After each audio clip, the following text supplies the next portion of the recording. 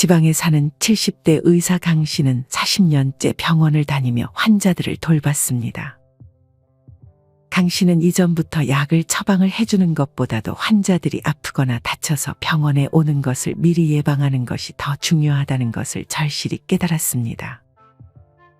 그리고 이는 대부분 잘못된 습관에서 나온다고 생각해 환자들이 오면 그런 습관들에 대해서 여러 번 강조했습니다. 강 씨는 환자를 진료하다 주로 오전 중에 사고가 많이 발생한다는 사실을 알게 됐습니다. 이날 첫 번째로 온 환자 60대 남성 김 씨도 마찬가지였습니다. 김 씨는 응급실로 실려왔고 의사 강 씨는 급히 조치를 취했습니다. 김 씨가 응급실로 실려온 이유는 다름 아닌 급성심근 경색증이 원인이었습니다. 이후 안정을 취한 환자에게 의사가 다가가 약을 처방해주며 말을 걸었습니다. 혹시 아침에 무리하게 운동하셨어요? 의사의 질문에 김 씨는 그렇다고 답했습니다. 김 씨는 평소에 잠에서 깬 후 바로 운동을 하러 밖을 나섰습니다. 김 씨는 산책이나 걷기는 운동이 아니라고 생각해 60이 넘은 나이에도 격렬한 운동을 계속했습니다. 김 씨는 그 중에서도 등산이나 달리기를 즐겨 했습니다. 의사는 아침에 하는 등산은 많은 분들이 좋다고 알고 있지만 사실은 그렇지 않다고 조언했습니다. 이처럼 아침에 피해야 할 습관 첫 번째는 일어나자마자 아침 운동을 하는 습관입니다.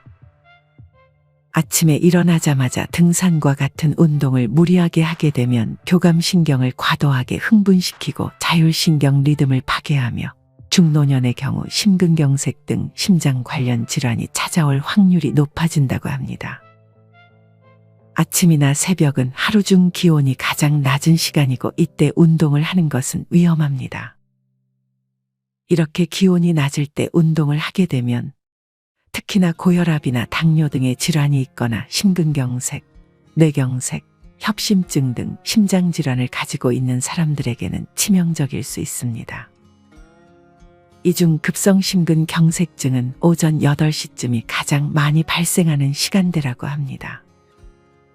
특히나 겨울에 따뜻한 방에 있다가 갑자기 찬 공기에 노출되면 혈관이 급격하게 수축하며 혈압이 올라가 심장에 부담이 갈 수 있어 주의해야 합니다. 당뇨 환자 역시도 마찬가지입니다. 이 중 공복에 하는 아침 운동은 저혈당의 위험을 증가시킬 수 있습니다. 또한 잠을 막 깬 상태에서는 관절 부위의 유연성이 떨어지면서 쉽게 넘어지거나 혈액순환이 원활하지 않아 관절 통증이 심해질 수 있기 때문에 과격한 운동은 절대 하지 않는 것이 좋습니다. 만약 아침 운동을 할 때 평소와 달리 가슴 부위가 답답하거나 통증, 호흡 곤란과 같은 증세가 느껴진다면 즉시 병원을 찾는 것이 좋습니다. 그렇다면 언제가 운동하기 좋은 시간일까요? 전문가들은 충분히 잠에서 깨고 시간이 흐른 오전 10시나 오히려 저녁이 운동하기 적절한 시간이라고 합니다. 특히나 저녁 운동의 경우에는 부신 피질호르몬과 갑상선자극 호르몬의 분비량이 증가하는 것이 밝혀졌고 이러한 호르몬은 신진대사를 증가시키고 신체의 각성도를 높여 운동의 효율을 더 올려준다고 합니다. 마찬가지로 고혈압이나 당뇨를 가지고 계시다면 새벽보다는 저녁에 운동하는 것이 좋습니다. 흔히 질환자의 경우 야간에 운동하는 것이 더 문제가 되는 거 아니냐며 걱정하지만 오히려 고혈압이나 당뇨가 있는 경우라면 새벽 운동이 해가 될 수 있습니다. 혈압은 일반적으로 아침 잠자리에 막 일어난 뒤가 하루 중 가장 높은데 이때 갑자기 새벽 운동이나 아침 운동을 하게 되면 뇌와 심장에 과부하가 걸려 위험할 수 있으니 주의해야 합니다. 실제 어느 한 조사에 의하면 오전 중에 심장마비에 걸릴 위험이 오후보다 2배 이상 높은 것으로 나타나기도 했습니다. 당뇨 환자의 경우도 앞서도 언급했듯 새벽 공복 상태에서의 운동은 저혈당의 위험이 있고 대부분 아침보다 저녁을 많이 먹게 되기 때문에 저녁 식사 후 운동을 하는 것이 혈당을 효과적으로 떨어뜨릴 수 있는 방법입니다. 의사 강 씨는 이 모든 사실을 환자 김 씨에게 천천히 설명해 줬습니다. 그렇게 의사의 설명이 끝나기가 무섭게 두 번째 환자가 병원을 찾았습니다. 시간은 아직 오전 9시였습니다. 병원의 정형외과 의사가 환자를 맞이했습니다. 환자의 상태를 보니 뒷머리가 눌려 있고 눈이 아직 부은 상태인 것을 보니 잠에서 깬 지 얼마 되지 않은 듯 싶었습니다. 환자는 고관절을 부여잡고 고통을 호소했습니다. 정형외과 의사는 급하게 수술을 마치고 환자를 입원시켰습니다. 다음 날 정형외과 의사는 고관절을 다친 이유를 환자에게 물었습니다. 환자는 일어나자마자 급하게 화장실을 가다가 어지러움을 느꼈고 그 상태로 화장실에서 그만 크게 넘어졌다고 답했습니다. 이 환자의 사례처럼 아침에 화장실을 가다가 어지러움을 느끼거나 눈이 캄캄한 증세가 나타나 낙상 사고를 당하는 경우가 중년층과 노년층에게 빈번히 발생하고 있습니다. 이처럼 노년의 아침에 피해야 할 습관 두 번째는 눈 뜨자마자 몸을 일으키는 습관입니다. 사실 아침에 잠에서 깨 오후에 정상적인 상태로 돌아오기까지 어느 정도의 시간이 필요하다고 합니다. 잠에서 깬 후 바로 일어나 옷을 입거나 샤워를 하면 몸이 곧바로 적응을 하지 못하는 것입니다. 이때는 혈액순환이 느린 상태이기 때문에 뇌까지 충분하게 산소가 공급되지 않을 수 있으며 이런 이유로 앞서 말씀드린 어지러운 증세나 눈이 캄캄한 증세가 나타나게 되는 것입니다. 또한 노년의 경우에는 아침에 급하게 일어나면 심뇌혈관 질병으로 인해 큰 사고가 발생할 수 있습니다. 사실 아침에 눈을 뜨면 급하게 일어날 필요가 없습니다. 가장 좋은 것은 침대에 누운 상태로 3분에서 5분 정도만 다음과 같은 운동을 하는 것입니다. 먼저 양손바닥을 비벼 열을 내주고 얼굴 마사지를 수차례 진행한 후 관자놀이와 뒤통수 목 마사지를 20회 반복해 줍니다. 그 다음으로 주먹으로 등과 허리를 두드려주고 허벅지와 종아리 바깥 부분을 두드려줍니다. 마지막으로 발바닥을 두드려주거나 비벼주면 족심이 따뜻해지는 걸 느낄 수 있습니다. 이때 허리 등에 갑자기 부담을 주는 무리한 스트레칭은 피해야 합니다. 이보다는 발바닥부터 머리까지 내 손으로 주물러주는 등 가벼운 마사지가 더 좋습니다. 또한 노년의 경우 알람을 굳이 맞추지 않는 것이 좋습니다. 많은 사람들이 알람 소리에 놀라 갑자기 일어나는 경우가 많은데 이렇게 하면 혈압이 급격히 상승하고 어지러움이 느껴질 수 있습니다. 추가로 5분 간격으로 알람을 맞춰놓는 분들이 계신데 이 또한 별로 좋지 못한 습관입니다. 알람을 끄고 다시 잠드는 행동은 만성 피로를 유발하고 아데노신 호르몬이 분비돼 수면 장애를 일으킬 수 있습니다.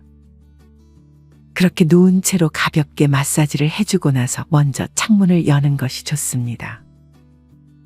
창문을 통해 햇볕이 들어오면 그때부터 생체 시계가 움직이기 시작해 피곤함이 사라지고 멜라토닌 분비가 억제됩니다. 또한 잠에서 깬 후 바로 이불을 개는 습관은 좋지 않을 수 있습니다. 진드기 및 밤새 몸에서 배출한 가스 등이 남아있는 이불을 바로 개면 미생물이 번식하거나 이불 변질을 일으킬 수 있고 저녁에는 인체 내로 흡수될 수 있다고 합니다. 아침에 일어나서는 이불을 몇 번 정도 뒤집어 주는 것이 좋습니다. 이불 안쪽 부분이 위로 오도록 뒤집고 창문을 열어 통풍을 시키고 간단한 세안 이후 다시 잘 개주면 됩니다. 아침에 일어나서 바로 하지 말아야 할 것 중 하나가 화장실을 급하게 가는 것입니다.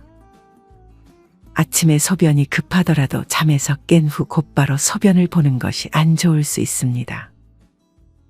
사람이 잠에 들면 인체 대사가 낮아지고 심장 박동이 느려지며 혈압이 내려가면서 각종 생리적 운동 능력이 하락합니다. 이런 이유로 아침에 일어나자마자 곧장 화장실에 가서 소변을 보게 된다면 저혈압 및 일시적 뇌 혈액순환 방해, 배뇨성 실신까지 유발할 수 있습니다. 아무리 소변이 마려워도 일어나자마자 화장실을 가지 말고 천천히 일어난 후 침대에 몇 분 정도 앉아 있다가 천천히 화장실로 가는 것이 좋습니다.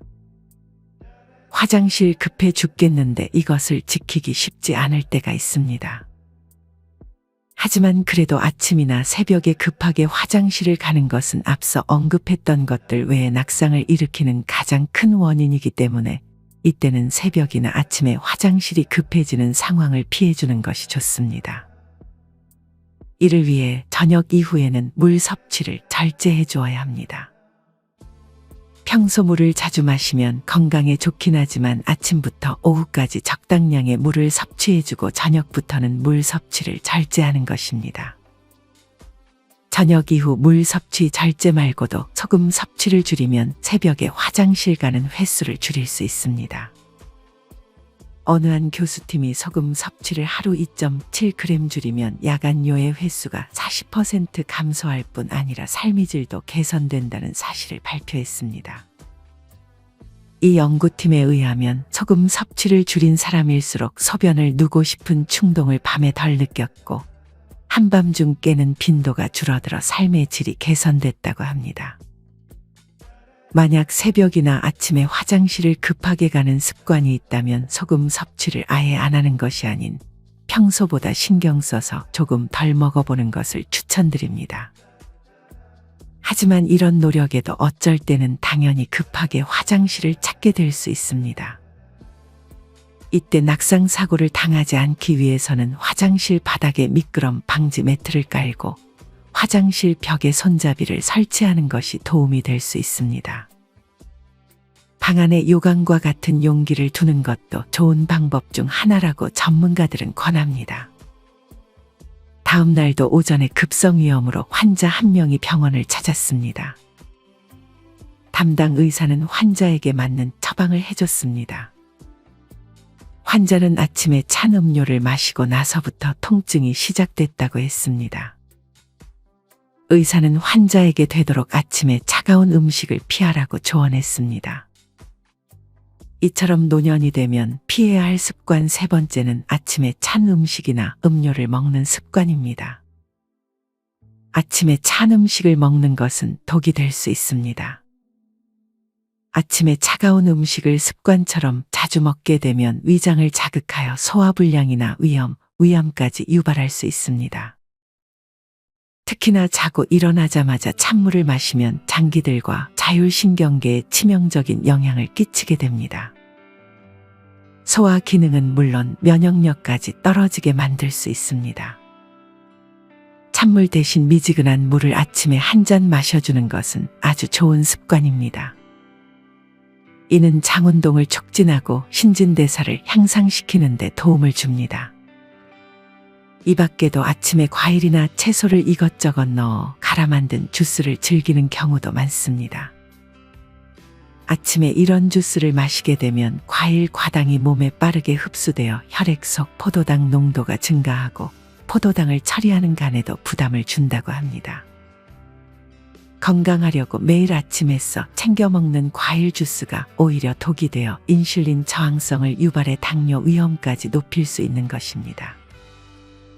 이보다는 따뜻한 물을 한 잔 마시고 이후 아침 식사로는 씹어 먹을 수 있는 고체 음식을 선택하는 것이 좋습니다. 따뜻한 물 대신 커피를 선택하는 분들이 계시지만 이도 별로 좋은 선택이 아닙니다. 아침 빈속에 커피를 마시면 위산이 과다 분비되기 때문에 위에 부담을 줄 수 있습니다. 또한 공복인 상태에서 커피를 섭취하면 혈당이 급격히 떨어지는 저혈당 증상이 나타날 수 있습니다. 커피는 되도록 아침 식사 후에 마시는 것이 좋습니다. 아침에 먹을 고체 음식으로 과일과 채소를 선택하는 것도 좋지만 위가 약하다면 토마토나 오렌지 등 산성이 강한 과일은 피해야 합니다. 자는 동안 빈 위장에 남은 소량의 위산이 산성을 띄우는데 이때 과일의 산성이 더해지면 위벽에 자극을 주게 됩니다. 만약 토마토를 먹어야 한다면 익혀 먹거나 다른 음식과 함께 먹는 것이 좋습니다. 아침부터 물을 마시기 꺼려지는 분들은 따뜻한 물 대신 따뜻한 차를 마시면 좋습니다. 이는 체내에 쌓인 독소를 배출하는 데 매우 효과적입니다.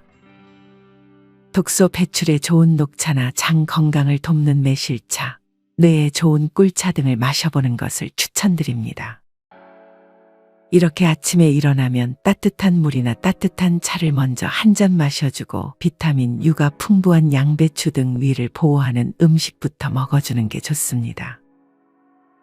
다른 신선한 채소도 좋습니다. 그리고 여기에 단백질이 많은 삶은 달걀과 견과류, 통밀빵 등과 곁들여 먹는 것이 좋습니다. 그리고 이미 많은 분들이 알고 계시겠지만 천천히 씹어 먹는 습관을 들이는 것이 좋습니다. 그럼에도 천천히 씹는 습관을 많은 분들이 잘 지키지는 못하는 것 같습니다. 매 식사마다 천천히 씹자는 의식을 해서 습관으로 만들어야 합니다. 천천히 씹어 먹어야 포만감도 오래 지속되고 혈당도 천천히 올라갈 뿐 아니라 이렇게 아침에 씹어 먹는 식사를 하게 되면 씹는 행위만으로도 뇌로 가는 혈류량과 산소량이 늘어나 뇌 기능 활성화에 도움이 됩니다. 우리는 자고 있는 동안에 피부에서 수분이 날아갑니다. 그리고 대부분 일어나자마자 소변으로 또 한 번 수분을 배출합니다. 체내의 수분량이 부족하게 되면 혈액이 끈끈해져 혈압이 올라가게 됩니다. 게다가 전날 저녁을 먹고 야식을 먹지 않는다면 오랜 단식으로 혈당이 낮은 상태가 됩니다. 이때 기상 후 아침마저 거른다면 혈당이 낮은 상태가 지속됩니다. 이런 상태를 피하기 위해 수분 섭취를 포함한 아침 식사로 우리의 몸을 정상화시켜야 합니다. 아침을 빠르게 먹을수록 몸도 빠르게 신진대사를 시작해 점점 회복하게 되는 것입니다. 이는 이미 많은 연구로 증명이 됐습니다. 미국 국립의학도서관에서도 아침을 최소 9시 전에 먹어야 신진대사가 잘 일어나고 대사질환에 걸릴 가능성이 감소한다고 발표했습니다. 최악의 식습관은 저녁을 늦게 먹고 아침은 거르는 것입니다. 이보다는 저녁을 일찍 마무리하고 다음날 아침 따뜻한 물이나 차 한 잔을 마신 후 단백질을 곁들인 고체 식사를 해주는 것이 좋습니다. 다음날 오전 9시쯤 병원에 환자 한 명이 응급실로 왔지만 끝내 세상을 떠났습니다. 의사 강 씨는 이 소식을 접하고 그 원인을 물었습니다. 들어보니 70대 환자가 아침에 뜨거운 물로 목욕을 하다 심장마비가 온 것이 원인이었습니다. 이처럼 아침에 피해야 할 안 좋은 습관 네 번째는 아침에 뜨거운 물로 목욕을 하는 습관입니다. 일본에서는 고령자 목욕사라는 말이 있을 정도로 목욕 관련 사망자가 연간 17,000명에 이른다고 합니다. 이런 사고는 겨울철에 특히나 집중이 되는데 가장 큰 이유는 혈압의 급격한 변화 때문입니다. 추운 날 옷을 벗으면 체온과 외부 온도 차이가 커져 혈관이 축소돼 혈압이 상승합니다. 하지만 뜨거운 물 속에 계속 있으면 혈관이 넓어지면서 갑자기 혈압이 떨어지게 됩니다. 이를 예방하기 위해 급격한 온도 변화를 피해줘야 합니다. 아침 목욕을 하기 전에는 간단한 체조를 해 온도를 높이고 몸의 근육이 적당히 긴장하도록 해야 합니다. 사우나에 가면 온탕과 냉탕을 번갈아 가는 어르신들이 있는데 이는 나이 들면 굉장히 위험한 행동입니다. 이 밖에도 뜨거운 물로 30분 이상 목욕을 하게 되면 남성의 생식 능력이 감소될 수 있고 피부 장벽을 손상시키거나 탈모를 유발할 수 있습니다.